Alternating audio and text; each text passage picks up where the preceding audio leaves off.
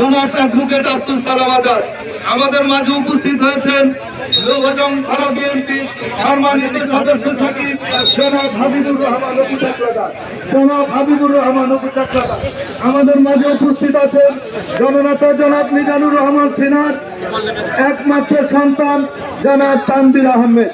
প্রিয় নেতৃবৃন্দু, আপনারা এই জায়গাটা বিশৃঙ্খলা সৃষ্টি করবেন না, আপনারা দয়া করে এই জায়গাটা বিশৃঙ্খলা সৃষ্টি করবেন না। প্রিয় নেতাকে এক নজর দেখে আপনারা সামনের দিকে আগাবেন।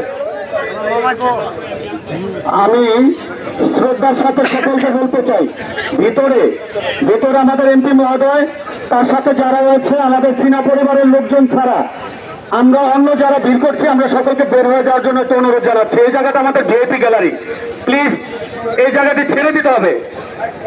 দয়া করে ভিতর থেকে একটু বের হয়ে যান ভাই, আপনারা এই জায়গাটা ছেড়ে দেন না ভাই।